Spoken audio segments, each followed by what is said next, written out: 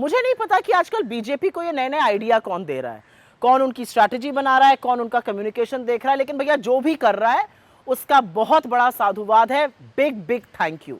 क्योंकि बकलोली में ही सही, मगर एक बात तो साफ है कि बीजेपी ने राहुल गांधी की बातों का सीधे तौर पर समर्थन किया है, और जो थोड़ी बहुत कसर रह गई थी वो कल हमारे मुख्य चुनाव आयुक्त महोदय ज्ञानेश कुमार जी ने पूरी कर दी है। आखिर राहुल जी क्या कह रहे हैं? वो यही तो कह रहे हैं कि चुनाव आयोग की वोटर लिस्ट में गड़बड़ी है और ये निष्पक्ष चुनावों के लिए खतरा है, क्योंकि फ्री एंड फेयर इलेक्शन के लिए एक साफ सुथरी वोटर लिस्ट मिनिमम रिक्वायरमेंट है। इसका समर्थन करते हुए सबसे पहले तो अनुराग गोलीमारो ठाकुर जी आए, उन्होंने इलेक्शन कमीशन की वोटर लिस्ट पर सबूत के साथ खुद सवाल उठाए। अब रीवा से बीजेपी के सांसद जनार्दन मिश्रा भी कह रहे हैं कि भाई इलेक्शन कमीशन खुद से सही वोटर लिस्ट नहीं बना सकता, हजार 1100 वोट एक कमरे में रजिस्टर हो रहे हैं। इससे पहले इनके बड़े मंत्री नितिन गडकरी जी ने भी कुछ इस तरह के वोटर लिस्ट के साथ खिलवाड़ करने के आरोप इलेक्शन कमीशन पर लगाए थे। मतलब जाने अनजाने, जानबूझकर या अनभिज्ञता में बीजेपी ना सिर्फ राहुल गांधी जी की बात से सहमत है, बल्कि वो खुद चुनाव आयोग को कटघरे में खड़ा कर कर लपेट रही है। और जो रही सही कसर थी वो एक अधकचरी, भोंडी, फूहड़ और बड़ी बेवकूफ आना जो प्रेस कॉन्फ्रेंस थी वो चीफ इलेक्शन साहब ने कल पूरी कर दी। उन्होंने ऐसी ऐसी बातें कही कि समझ में नहीं आया वो ये क्यों बोल रहे थे। उनके दुश्मन ही शायद उनको ये राय दिए होंगे कि वो प्रेस कॉन्फ्रेंस करें, वरना जिस तरह से उसके बाद उनकी कलई खुली वो शायद चुप ही बेहतर थे, इज्जत बची रहती।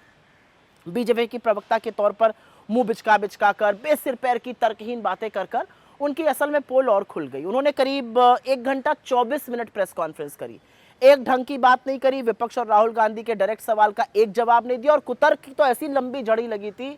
महिलाओं की प्रिवेसी से लेकर चुनाव आयोग से सवाल पूछना संविधान का अपमान है, ये सुनकर एक 4 साल के बच्चा भी अपना सिर पीट ले, लेकिन मुख्य चुनाव आयुक्त ऐसी बातें कर रहे थे।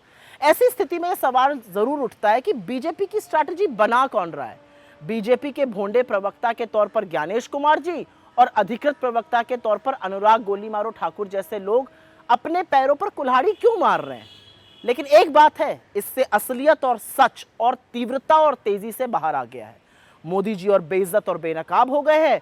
वोट चोरी की चर्चा अब घर घर में हो रही है। ये लोग आए तो राहुल गांधी जी का जवाब देने थे, लेकिन इन लोगों ने सरकार और इलेक्शन कमीशन की जो वोट चोरी की मिलीभगत है उसका कच्चा चिट्ठा खोलकर रख दिया है। वो कहते हैं ना, विनाश काले विपरीत बुद्धि, कुछ ऐसा ही हाल बुरी तरह से घिर चुकी बीजेपी का भी है। लेकिन जाते जाते 2 शब्द हमारे चरण चुंबकों के लिए भी। क्या लाइफ है इनकी? पहले मोदी जी का चरण वंदन करो और अब बेचारे काम पर लगाए गए कि ज्ञानेश कुमार जी को हीरो बनाना है। लेकिन इस सब में ये जानते हैं कि इलेक्शन कमीशन तथ्यहीन कुतर्क दे रहा था। इन बेचारों के लिए थोड़ा से संवेदना तो रखिए। इन चरण चुंबकों की क्या जिंदगी है?